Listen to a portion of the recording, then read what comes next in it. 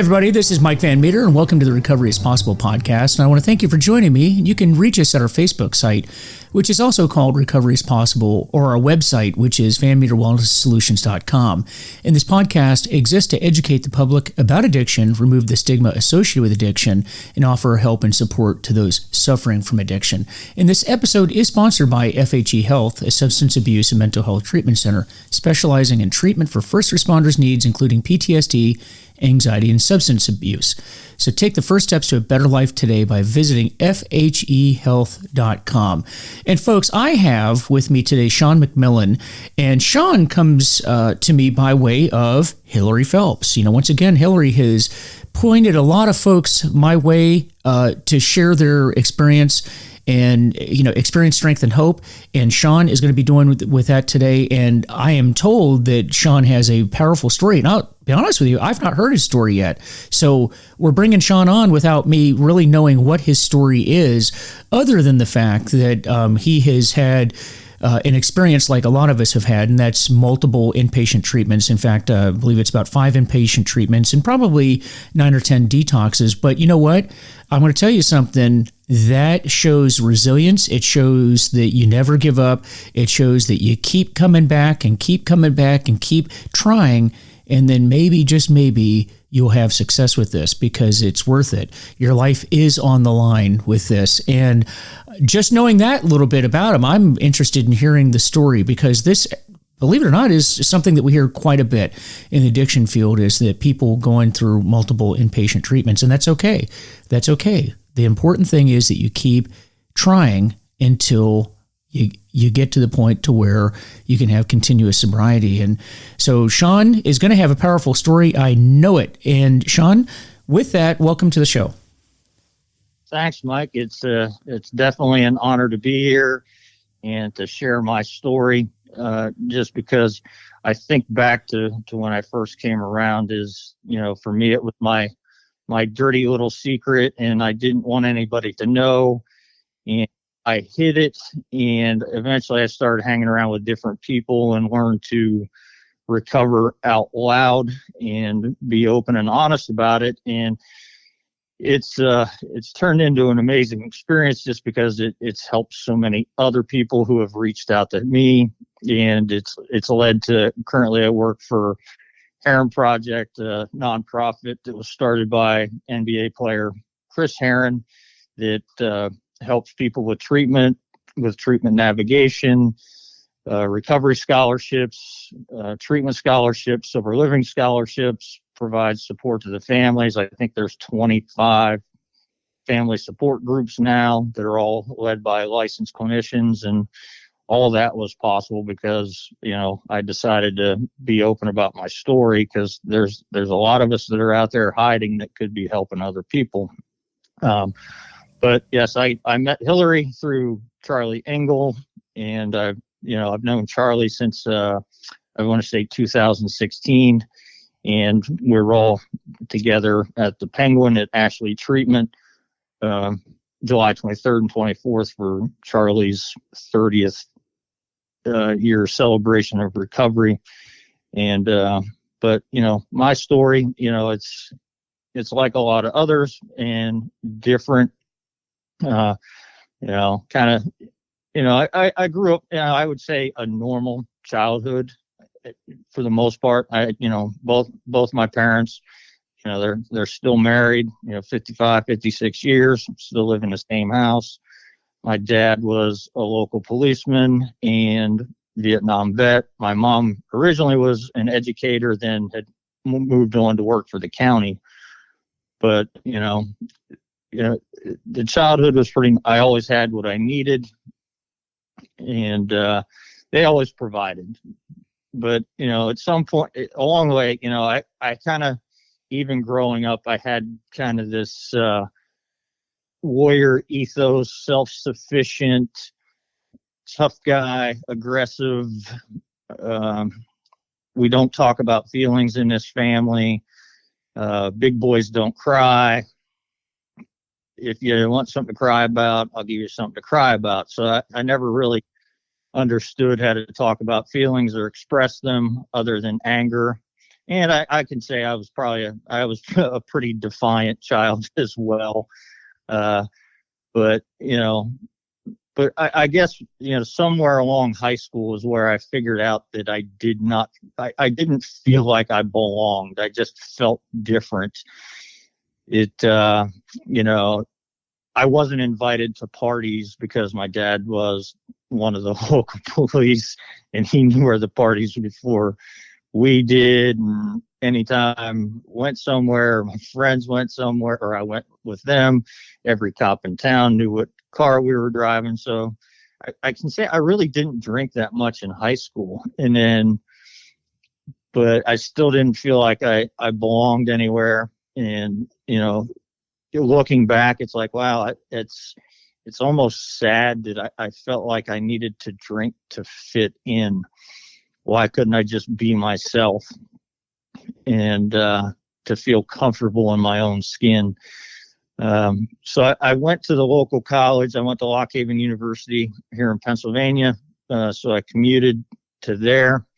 I still didn't. I didn't really drink a whole lot. I didn't drink that much in college either because I was living at home and I wanted to do well in school. And I was a perfectionist in school. I was always very driven in school because, again, that was something that my father and my mom too, both parents wanted us to do well, but was just pushed to do really well. And I always kind of thought, well, I'm doing really well, but sometimes I felt it wasn't enough. So how can I even do better? And I think that was kind of the start of being a perfectionist. And honestly, when I got to school, I had no idea what I wanted to do when I grew up. I think while I was there, I changed my major 5 times. I bounced from major to major to major, trying to figure out what fit for me, and I still had no idea. But Lock Haven had the Army ROTC program, and I started exploring it. The Army wasn't something that was even on my mind when I left high school, but I had my neighbors growing up both had gone through the ROTC program there, so I thought, well, I like being active. I like being outdoors. I like shooting. Yeah, let's explore this. And then, so I ended up going into ROTC and getting a scholarship and going into the Pennsylvania Army National Guard. And so I knew that I had a job when I left college. So, and then I got commissioned as a second lieutenant, and I left for Fort Sam Houston, Texas, 2 days after I graduated. So for me, I was all of a sudden this kid who basically grew up in a town with about 10 stoplights to I was in San Antonio and had a fat paycheck. And that began the escalation and progression of my drinking career, because we were basically overgrown college students who had fat paychecks in San Antonio, and we were, had a lot of free time. So that's when the drinking began a little more. And then after that, I got married and moved to Fort Drum, New York, which is about 70 miles north of Syracuse. You might as well say Canada. I was in the 10th Mountain Division up there. And I had moved over. I had switched jobs and became an infantry officer. So I went to Ranger School and all the appropriate schools to be an infantry officer. And the alcohol was very much a part of the military culture, is that I remember. Oh yeah, it was my experience too. Definitely. Any function had alcohol. That's when I, learned, I had known about using a bathtub as a cooler, but it never occurred to me using a washing machine as a cooler. And I was like, oh, well, it does hold water. That's pretty interesting. But it still wasn't a problem. I still could drink normally. So my son was born November 4th, 1998, up in Watertown. And I deployed 7 days later. That was Saddam was acting up a little bit, and I did a no-notice deployment. I was only gone for 2 weeks, but still pretty rough leaving a newborn. I deployed to Bosnia for 4 months, and then I came back and I went to Fort Benning, Georgia, for the infantry captain's career course. My drinking escalated even more there, because then you had a bunch of captains living in the same neighborhood, and again, a lot of free time and part of the culture. And but it's still, it wasn't a problem. It was escalating, but wasn't a problem. So from Fort Benning, my wife and I, my son, moved to Alaska. We went to Fort Richardson, Alaska. Well, then it was the only airborne battalion in Alaska. So I was in the first of the 501st, and alcohol was really part of the culture up there. It was basically in every refrigerator around. So when the flag went down, we were drinking. And that's when it started becoming a problem, because then I became a company commander, and it was that work hard, play harder mentality came in. And I only lived half a mile from my office, and there were nights that I slept on my couch because I drank too much after work to drive home. And that's when it really started to escalate. And but my wife said a few things here and there, but I fit in with everybody else because I was drinking as much as everybody else. Then September 11th happened, and the world kind of turned upside down from there. I gave up command about 6 weeks after 9/11, and I was pretty disappointed, because the unit that I was in command of, the men I worked for, deployed to Afghanistan with a different company commander. My family and I moved down to Fort Polk, Louisiana. You can see the Army had a sense of humor with the temperature changes with me: hot, cold, hot, cold, hot, cold. But then we trained units to go to Iraq or Afghanistan, and then eventually Iraq. Louisiana was where my drinking escalated again. I had a lot of free time, because if we weren't training units, we were home, and sometimes only working until 9-10 o'clock. And it seemed like everybody in the neighborhood was having a little cul-de-sac party and drinking, wondering who had what in their refrigerator. And I want to say April 2005 was my first deployment to Afghanistan. Spent 2 months there, attached to the 1st Ranger Battalion. As a matter of fact, I got there about 3 or 4 days after Pat Tillman got killed. So things were a little tense. So I spent some time on the Pakistani border, and I came home, and my drinking escalated a little bit. And I didn't talk about anything that happened in Afghanistan. So February 2006 was my second deployment to Afghanistan. And I kind of bounced around from Bagram to Kandahar. And I spent a little bit of time in Pakistan working with the Pakistani military. And, but that's one thing. When I was deployed, there was always general order number 1, no alcohol. I had no problem with that. I did not drink when I was in Afghanistan, none whatsoever, because it's life or death over there. So that was my second, and then I actually redeployed to the United States. I want to say the end of August 2006, and to switch jobs. And exactly 90 days later, I found myself back in Afghanistan again as a task force operations officer. We worked almost around the Ghazni area, and we had little fire bases spread around. And that was kind of that was definitely the deployment that really affected me, of different events and different things that I carried with me for a long time. And when I came back, that's when my drinking really took off. That's when I started, breaking every rule that I ever had. I broke every rule my wife had, only 2 beers at this event, no drinking during the week. No. And eventually I started drinking in the morning, and then I was drinking all day. I quit drinking beer because I was bloated and had to pee too much, and I couldn't hide it at work. I started drinking vodka and mixing it in with soda so I could drink all day. But I was still functioning. I was still working. I was doing well at my job, and that worked until it didn't work. It just kept escalating. My son was finding water bottles that weren't really water.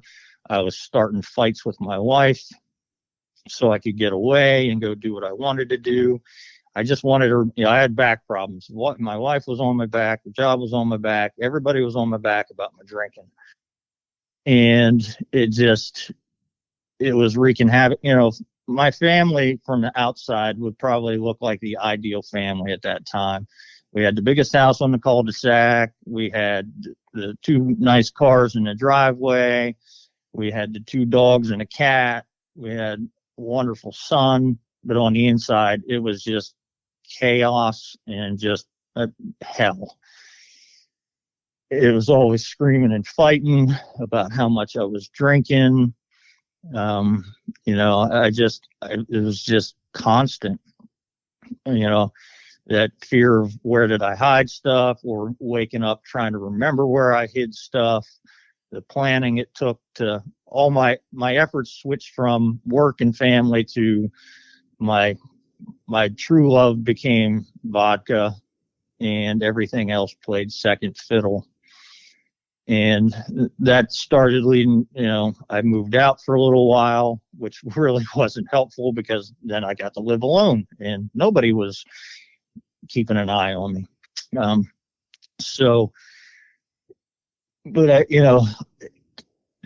knew something. I mean, a lot of my Army career, was the feeling side. I always struggled with self-confidence, self-esteem. The imposter syndrome was always there. I may be able to portray that I was confident, but on the inside, I was basically this scared kid. Unless it came to leading in combat, then even there, that was something I felt I could do in confidence, but I couldn't live real life. Every time I came home from Afghanistan, I wanted to go back. I felt at home there. I was trained to do that. I wasn't trained to necessarily be a husband or a father. There was no manual on that. We didn't publish lessons learned and talk, SOPs and tactics, techniques and procedures. And I just didn't know how to handle real life. And, things that happened in Afghanistan really shook my self-confidence. I was carrying a lot of guilt around, a lot of anger around. And I always lied on every post-deployment health survey because I didn't want to have to talk to the shrink. I just wanted to get out of there and go on leave. So everything, my mental health just started to unravel. As my mental health unraveled, I just tried to put it back together or bury it with more booze. And it just escalated, and alcohol took me some pretty dark places. My wife and son eventually came back to Pennsylvania, and I decided I didn't want to live anymore. And I can remember, I distinctly remember packing up all my stuff, everything I owned, and putting it into one room so they didn't have to worry about it, and sitting out on the porch swing with a rifle in my mouth. Was going to do it until I looked inside and I saw my dogs sitting inside the house. I was like, I can't do this to the dogs right now. But I don't even remember how much Tylenol I took, because I figured, well, that'll give everybody enough time to get here back before the dogs get here. But for some reason, after a day or so, I washed it down with every drop of booze that I had. And I don't know what made me do it, but I went to the hospital, but my liver was pretty much shot at that point. I was a jaundiced, bright yellow color. Family flew down. I ended up getting sent to a hospital in New Orleans. I was on dialysis, but they weren't sure I was going to make it. And the doctors pretty much told me they were not going to give me a liver because of my drinking. And, because their experience with alcoholics, they were not going to give me liver because I was just going to fry the next one. And it was pretty trying times. So eventually they decided that, hey, we'll give you a liver if you do, X, Y, and Z. I said, okay. So I was about 24 hours away from them, pulling the trigger on a liver transplant when everything turned around for me, and I didn't need one. But I ended up spending, 5-6 weeks in the hospital. And I can remember the doctor saying, if you drink again, you're going to die. They beat that into my head. So, okay. And the insanity of it is I probably waited about 6 weeks, and I decided to test their theory. And I didn't die, so I was back off to the races again.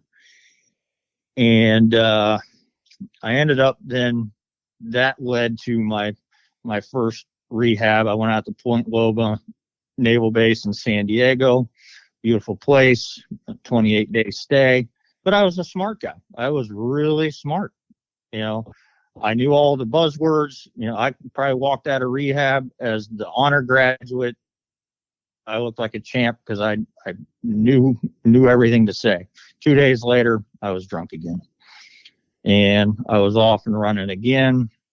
So eventually I did leave the Army. Fortunately, my career was intact enough, and I did enough that I still left with an honorable discharge. And I moved back to Pennsylvania and started teaching ROTC at Penn State Berks, Lehigh, and Kutztown University. But I was a geographic bachelor, so my drinking escalated. And I ended up, my mental health continued to get worse. And I just wanted to die. I was having, flashbacks.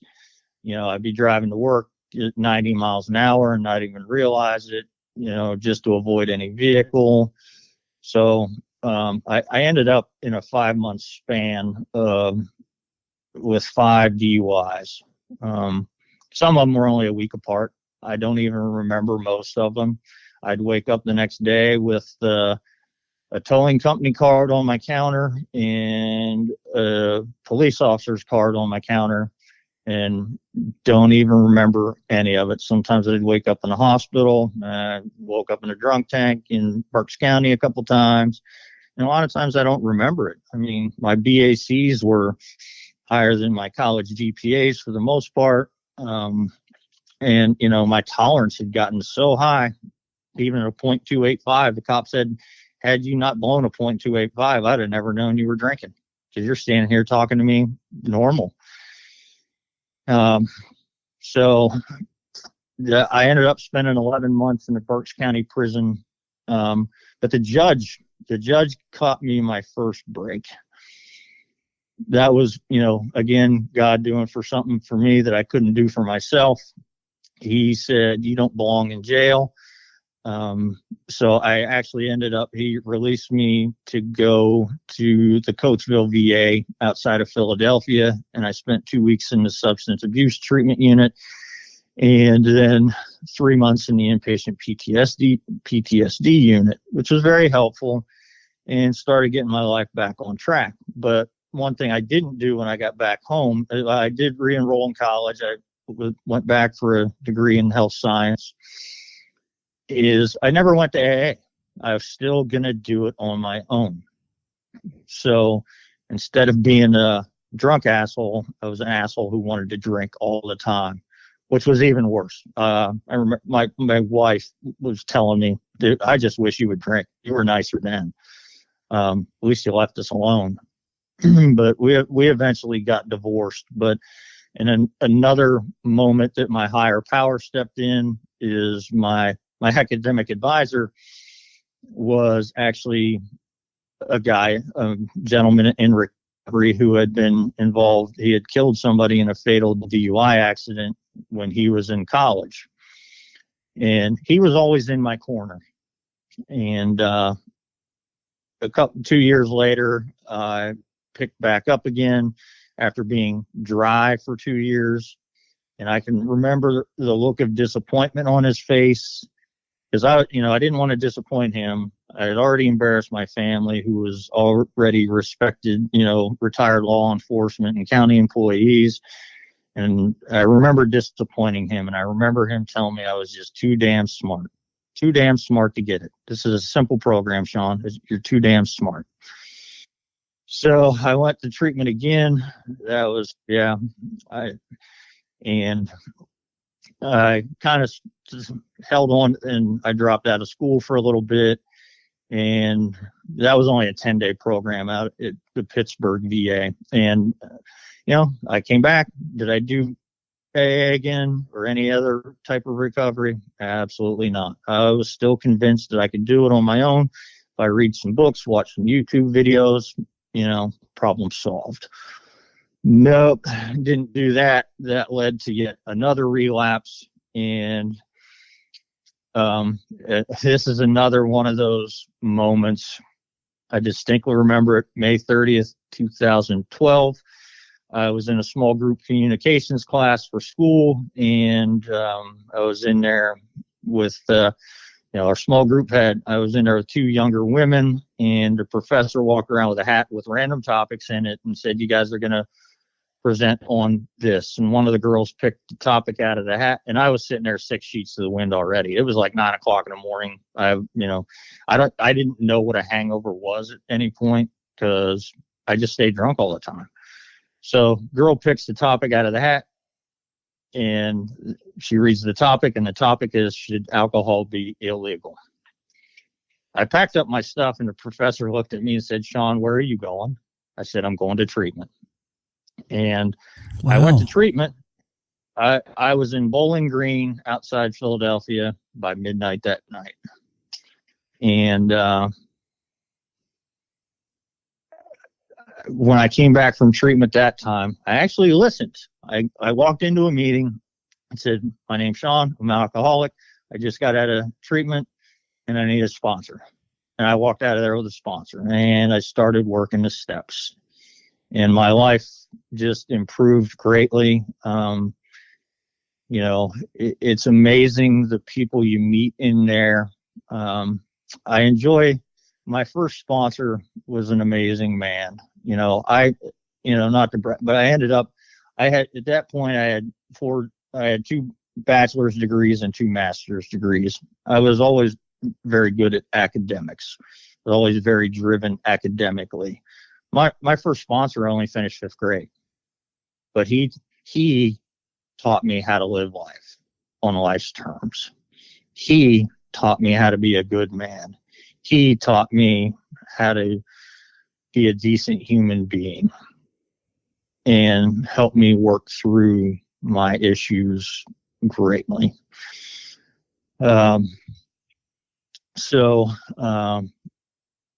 I had found running at that point, because within a year of being out of the Army, I was 240 pounds and knew I had to do something different. So I found the running community and the recovery community about the same time. David Clark, who has passed away, Charlie, and especially Heron Project, or Team Heron Project, and started meeting the most amazing people and making a lot of changes in my life, just overall wellness, physically, mentally, emotionally, spiritually, and it was wonderful. I had moved on. I had used my experience then to become get my master's in clinical mental health counseling, and was a therapist, and things were going pretty well. But slowly my life, I started working the steps backwards. I started unplugging from the program, being able to rationalize that me helping other people was my recovery. And I very subtly, my mental health started declining. The depression was creeping back in. The anxiety was there. I was having more and more nightmares, but I didn't tell anybody because I had this feeling of this thought that, man, Sean, you got 7 years sober. You should not be feeling this way. You should be feeling good. You got 7 years sober. You shouldn't be plagued by these problems. And I kind of waited. I waited too long to finally start reaching out for help. My second sponsor, he saw me backsliding because, instead of calling him, he was calling me. And my second marriage was on the rocks. I, wasn't performing well at work. I just was becoming miserable again. I was just numb. I was depressed. Like I said, it unraveled. So for some reason, that gave me the bright idea to start drinking again. And that made me feel again. Ironically, I used to drink to be numb. Now this time I picked up to not be numb. Went on a pretty good bender, ended up with another DUI, which ended up being a felony this time for me. And so I went to treatment again. I went to Karen, and I completed the 30 days at Karen. I had lost my job.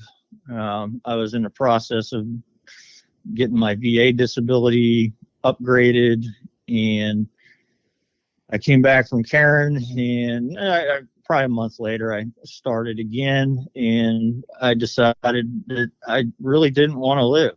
That I was trying to get back into the Coatesville PTSD program, but sometimes the bureaucratic red tape in the VA is pretty challenging. And that time I did a short stint in another psychiatric hospital because I was having panic attacks, and the suicidal ideations were just overwhelming. But eventually I did try. I had another attempt. I got, that was another spot where alcohol took me to a very dark place. And I was saved. And I remember I was pissed. I was pissed off that somebody saved my life. I was just irate that you foiled my plan, and but I eventually went back to the Coatesville PTSD program, and but I was only there a month. That would have been March 1st, 2020. So that was when the pandemic was starting to creep in, and so everything was kind of shutting down, and I was contemplating coming home because all the programming was stopped, and I maintained contact with my sponsor while I was there. And I want to say it was March, I want to say 17th or 18th. I got a text from my dad one morning that said, "Hey, you need to call me as soon as you can. It's about Thomas, my son." He was 21, and he was living out in Washington, PA, living his dream of flying Lear jets for a private company. And they said, "Hey, Thomas is missing." And when I talked to my dad, my heart sank because, 21-year-old, and definitely my son, did not go anywhere without his cell phone. And I just actually texted, we were talking the day before, because I remember specifically, he had asked how I was doing. He was concerned about me, and but he was missing, and my gut said something is really wrong. I didn't know what, and that's that total feeling of powerlessness and helplessness I felt. So if there's another God doing for me what I couldn't do for myself, well, no better place to be when you find out your son's missing is to be surrounded by about 10 therapists and 30 of the most supportive veterans you could ever have. So I ended up coming home, and they searched for my son. They couldn't find him. March 20th at 8:46, I got the phone call. My son had died by suicide. Oh, I'm so sorry. He had shot himself, and it was a total surprise to me and his mom. And what I'll say is, the people that were there for me that when that happened were the recovery community. I mean, my first phone call was my parents, first to my parents, second one was to my brother, third one was my sponsor. Yeah. And my phone blew up with people from AA and from Heron Project, people in recovery. They're the most supportive people I've ever met, which came at a good time because I had just, back in 30 days sober again. So I was dealing with that. And, well, actually, exactly a month after that, I eventually got sentenced for my DUI that I got the year before. So I ended up on house arrest for a year. I was able to stay out of jail and into Veterans Treatment Court, which again, that was a wonderful opportunity. They didn't have to let me do that. But even though that year was one of the crappiest years of my life, it was also the year that presented me with I was able to obtain the most growth. Sure, the dog and I both had to stay in the yard. Both had collars on, just hers was around her neck. But it allowed me to focus on my own healing and my own recovery, and just dig my heels back into my recovery work, recovery meetings. Granted, I had to do them by Zoom, but the reality, I live in a rural area. I got to attend more meetings by Zoom. I attended more meetings in Zoom in a pandemic than I did in person in probably 7 years. A lot more back through the steps with my sponsor. Figured out that, where I wanted to go in my life. And by that time, I had become 100% acted through the VA, which at first it was like, all right, this is what I've been fighting for. I'm service connected for 100%. I don't have to work. I have proven that I can't work with people, that I can hold stuff together for a little while, and then it unravels. And then the next thought was, my God, I'm worthless. I can't work. Because I had always been instilled in me was work ethic, responsibility, all those things, all those values that I had that went away when I was drinking, because I grew up with great morals and values, but put some booze in me and I had the morals of an alley cat.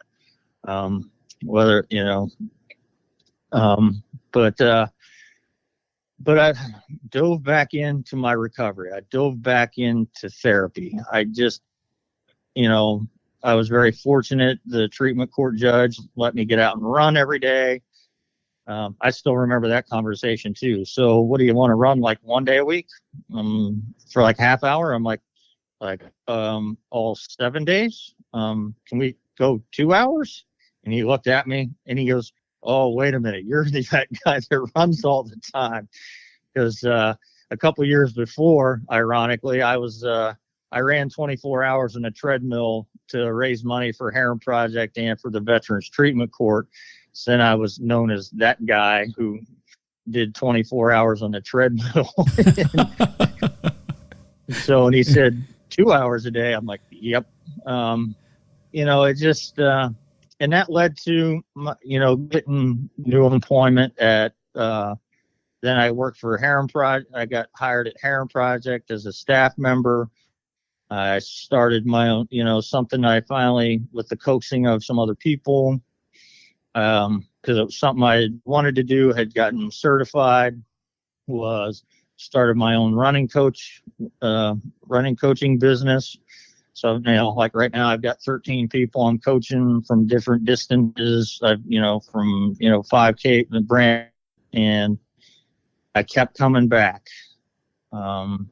Despite the guilt and shame that I just carried around, for a lot of years, why can't I figure this out? Why are other people figuring this out?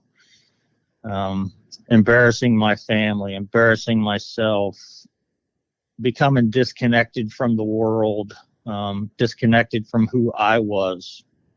And, it took me 48 years to finally feel comfortable in my own skin, because I was always chasing something outside of myself. I did it with booze. I did it with running, became an obsession for a while. I can do it with Amazon, also known as the devil's shopping cart. I can do it with that. I can do it with relationships, anything to get out of myself. But I've learned to look inward and, go from this selfish, self-centered SOB who didn't care who I hurt, who I steamrolled, whatever, to learning how to have empathy and compassion and be kind and be vulnerable. I had the courage to, jump out of airplanes, get shot at, rappel out of helicopters, all that. But if you wanted me to talk about feelings, I wasn't talking about feelings, because honestly, the three hardest words I ever had to say in my life were, I need help. But now they're the three words that I'm most grateful that I ever said. It just that being that powerful. And that's even over the last, since I, come back into recovery after my last little run, is when I need help, I need help, or I ask for it. I don't give my standard answer of I'm fine, I'm good. I'll just say, hey, I'm doing shitty, or I'm struggling, or I pick up my iPhone that is not gorilla glued to the dining room table. And it's just been, the promises do come true. And I now have a life beyond my wildest dreams. Is it all rainbows and unicorns?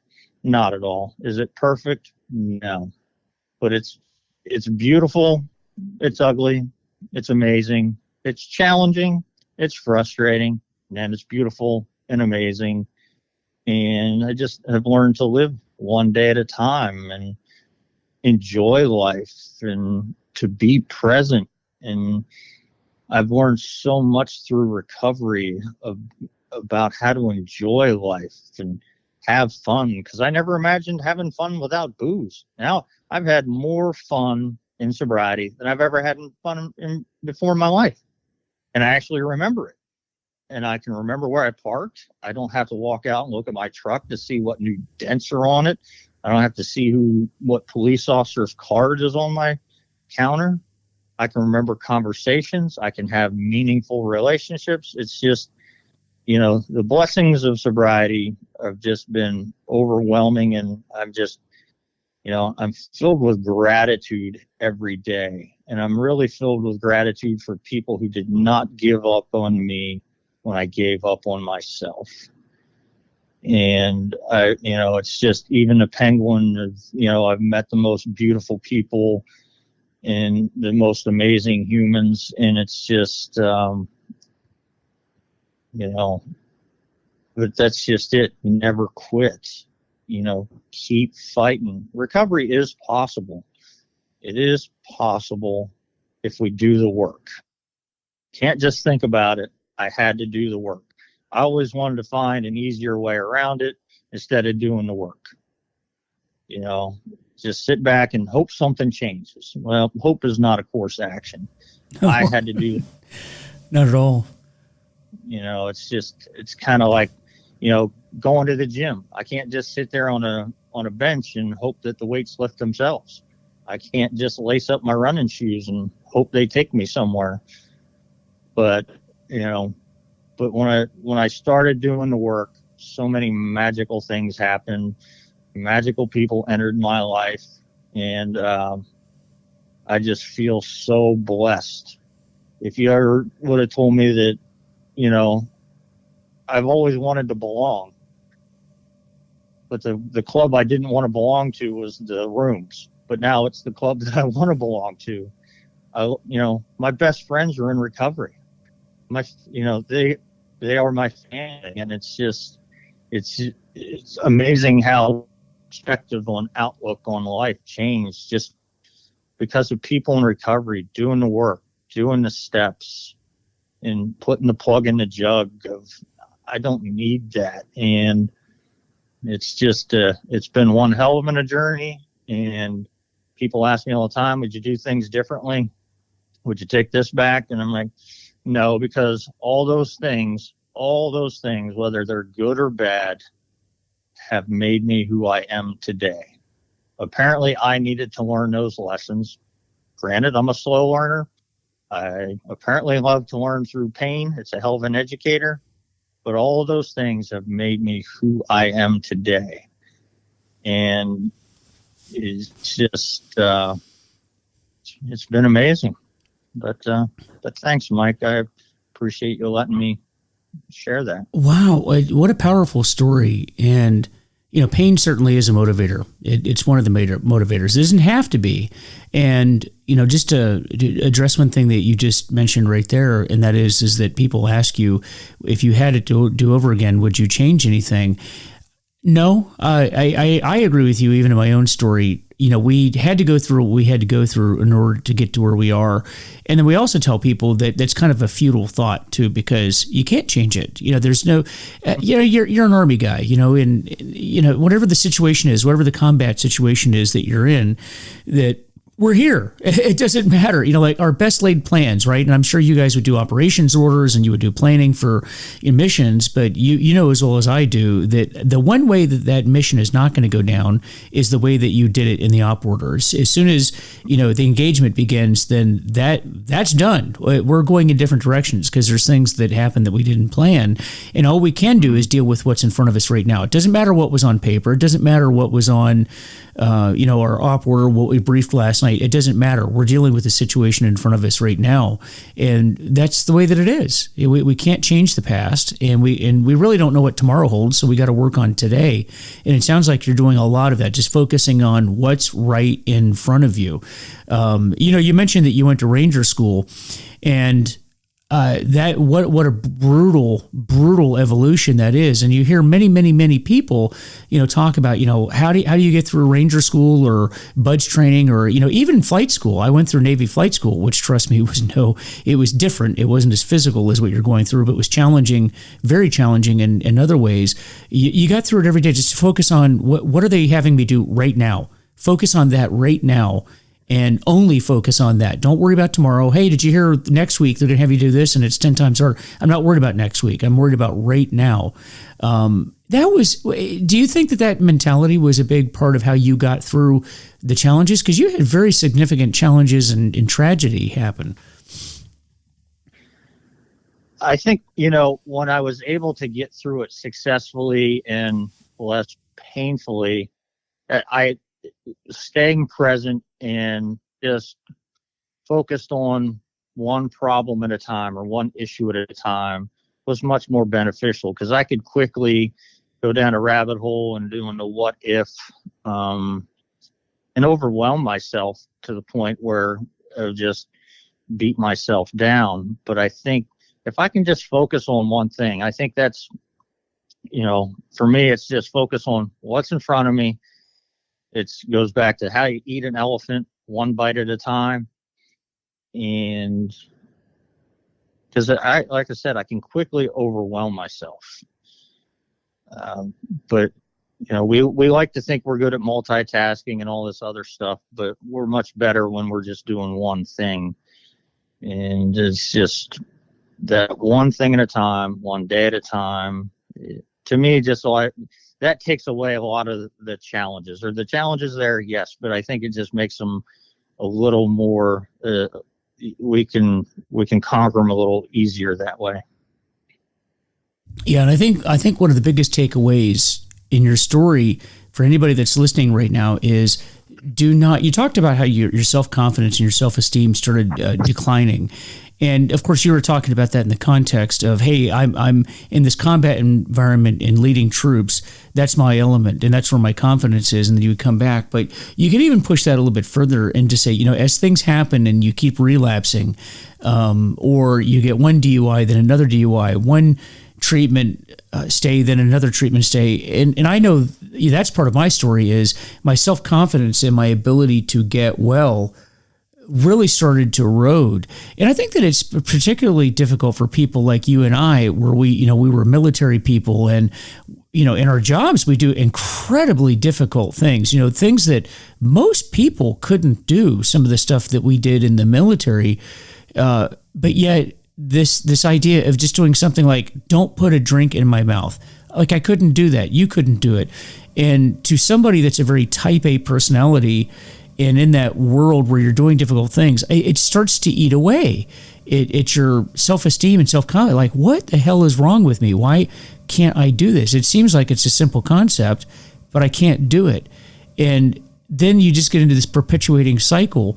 And I guess, how would you encourage somebody, or what thought process would you walk somebody through that came to you that's in the same boat and said, look, I'm not, because I actually had somebody recently call me and say, like, Mike, this is so hard. This is so difficult. I don't know what to do. I'm a loser. This individual I was talking to is like, I'm a loser. There's something wrong with me. And of course you're not a loser, and there isn't, you have the disease. That's what's wrong. But what would you say to somebody to get them out of that cycle? To have respect for the disease, that there's, that's where I went wrong, I think, is I didn't respect the disease, that we're sick. It's not a matter of self-will or confidence, because I was able to do everything I wanted to do in my life, but I got my butt whipped by a lot of bottles. But it's just to have the respect for it and treat it accordingly, that we have to do the treatment if we want it to go away. It's like anything else. We have, it's to do the hard work, because anything else that we've wanted to do in life, at least that I've wanted to do in my life, I've done the work because it was important to me. And eventually staying sober was the utmost important to me, because then everything else was possible. But it was, I had to do the work. I couldn't just sit back. It's not like a headache where I could just sit back and wait for it to go away. It's just, it is that keep fighting, don't give up, do the work. And if you find something, it's find what works for you. Because, okay, I got sober through the rooms, but there are so many other different ways people can get sober. If the rooms aren't working for you, maybe go try Dharma recovery. If that's not working for you, go try Smart recovery. If that isn't working for you, go try Celebrate recovery. If that isn't working for you, maybe try an addictions counselor. If that isn't working for you, maybe just try a sober buddy. It's just use all available options and resources. And it's just acknowledge it's going to be hard, but damn, is it worth it? It is. And anything that you do that's worthwhile in your life is going to be difficult. And it really starts with you want to get well and putting your sobriety ahead of everything else. Now, what would you say to someone, because I hear this a lot, Mike, I know you want me to go to meetings. Mike, I know you want me to go to treatment, but I'm going to have to spend time away from my family. And you know what? I need to spend time with my family. That's important to me. And so I can't do all these things that you want me to do because that's going to take time away from them. What would you say to somebody that comes at you with that? I just use even my own experience is if you keep doing what you're doing,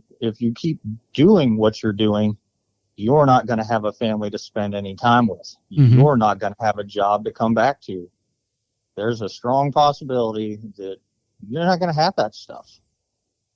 In the big scheme of things, 30 days away from your family, is not a big deal, but your family needs you well, they need you healthy, and they need you here sober. Yeah. It's true. And to put it in perspective, being a military guy, me being a Navy guy, 30 days, folks, was a training evolution in the Navy. That was not even a deployment. That was just training. Mm-hmm. And I always got over that. People said 30 days away from home. I'm like, yeah, that was like, we did that all the time. Is not a big deal, but our drinking takes us away permanently. And, and when it comes to going to meetings, if, no matter whatever your group is, whether it's AA, NA, Dharma, Celebrate Recovery, Smart Recovery, you're talking an hour away. And if we're honest with ourselves, most of us were drinking 4 or 5 hours a day and didn't blink an eye at that. Didn't blink an eye. Exactly. But yet now AA's an hour, and you're not having to nurse a hangover or prepare for it. So, and I don't know, it seems like a pretty good trade-off, don't you?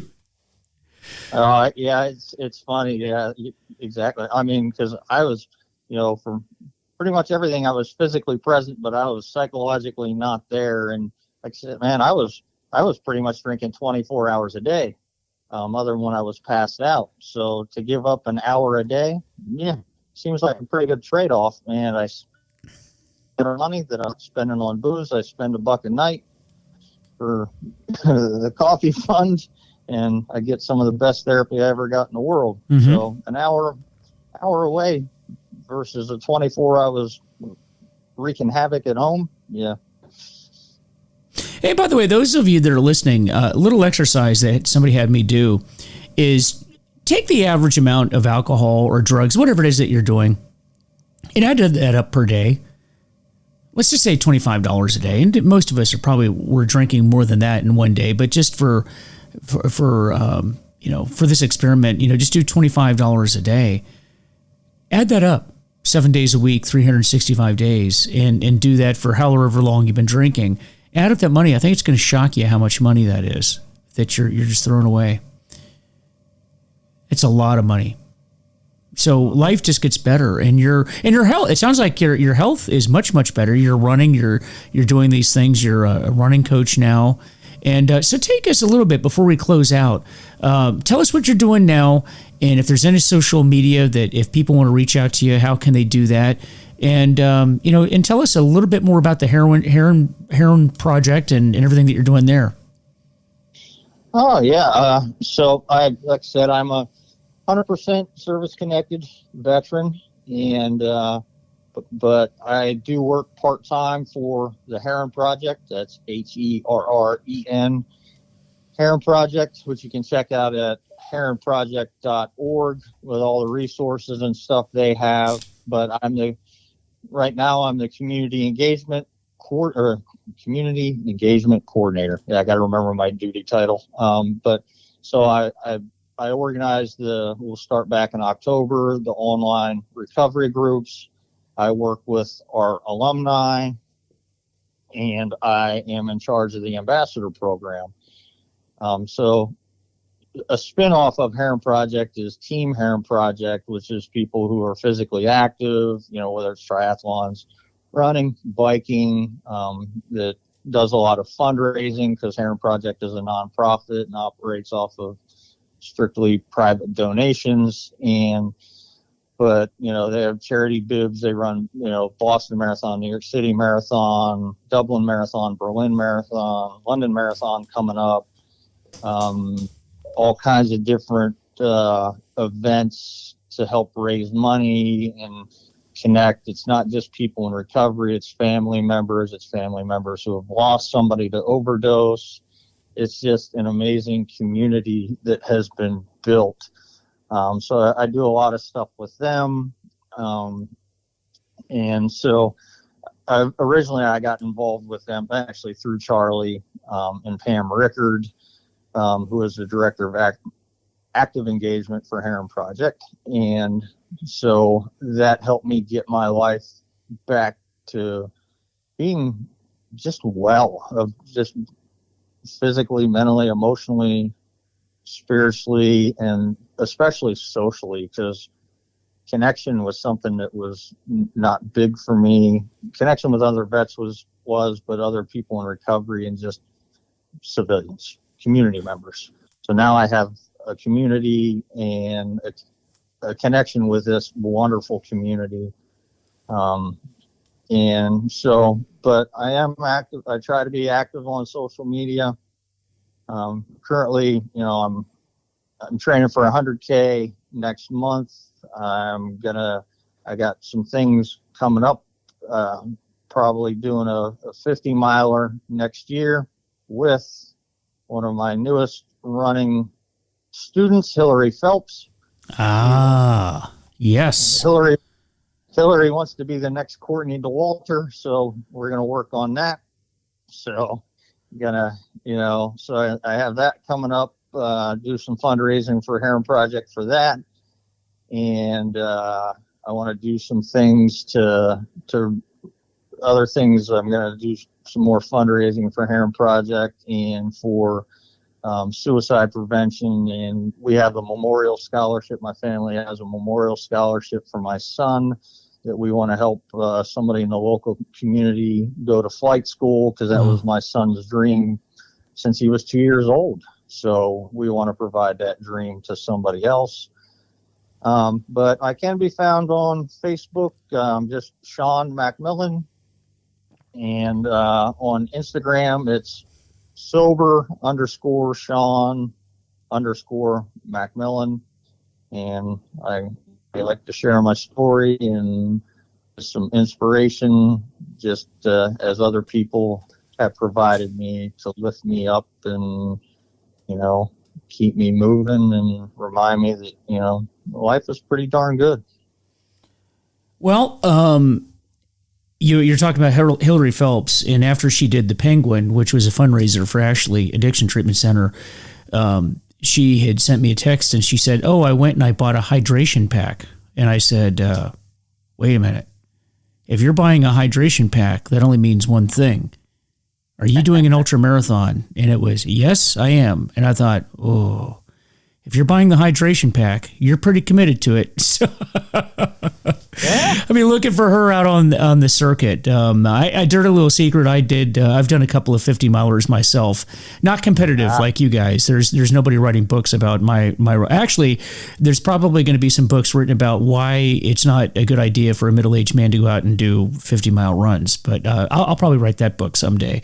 But that is phenomenal. You guys are. You're shaming me into getting back into running. I think I'm going to have to do that. So that is phenomenal. Phenomenal. I don't know. You might have another client in your running business.